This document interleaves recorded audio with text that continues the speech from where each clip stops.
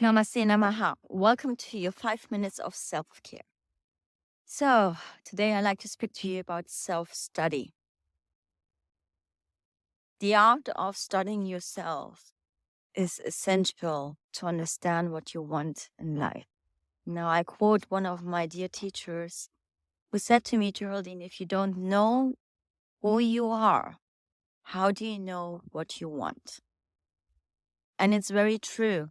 With this entire journey of self discovery for the past 25 years, I've learned that it is of essence to observe your thoughts, your emotions, and sometimes be a bystander of your life and gain perspective, gain an overview what has happened in the past and what's currently happening and where you want to go in the future.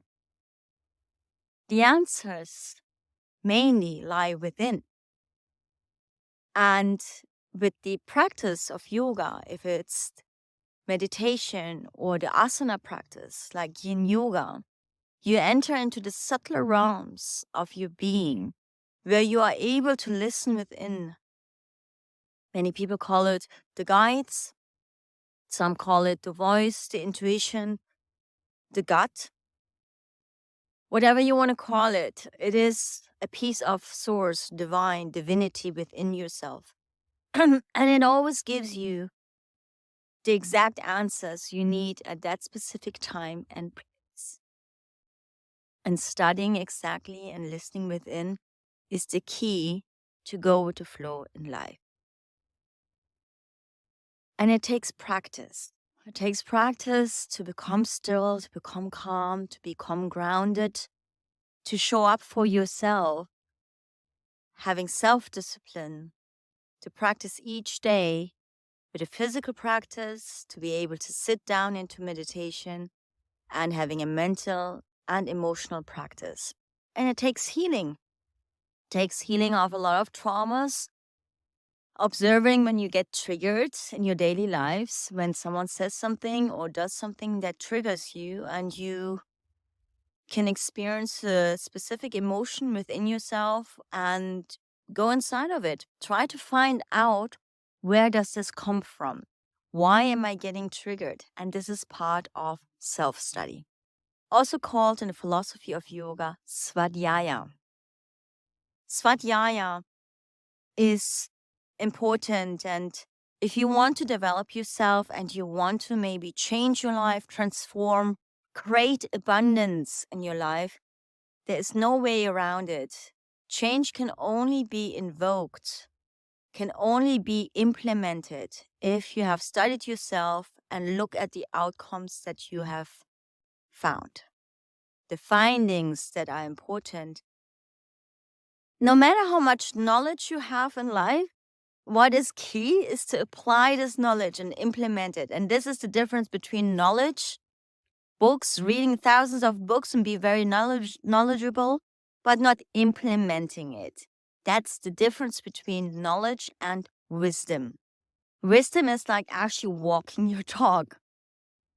And I can give you an example. I was a teacher, a yoga teacher, quite actively in the past, and internationally teaching everywhere. But I felt in a certain stage I needed to go through my own healing journey even more profoundly to be able to hold space for others. So I stepped out of the teaching arena because I knew that the space that I was not holding did not come from an authentic part of myself, because I was not walking my talk. And even now, I am still learning, and I'm a student forever, and all of us are, and that's okay. When people say to me, oh, I follow this guru, this master, the master and the guru is really within yourself. And part of self-study, svadhyaya, is finding exactly this connection to your own inner teacher, your own inner wisdom, your discernment that can only be born from within. It does not matter what other people say around you. It does not matter what other people think, or if they come from a place of judgment. What matters is what you think of yourself. And if you can actually be in peace and harmony within yourself.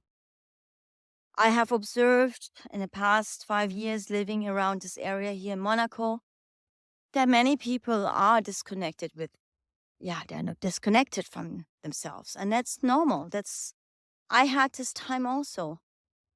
And there are people who have a lot of prosperity, they have a lot of money, but they are seeking love, they're seeking connection.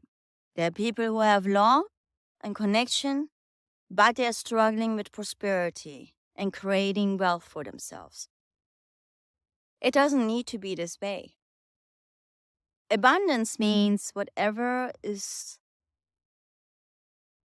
good for you and what your heart deeply desires. If this is health, if this is love, if this is prosperity, it's all good.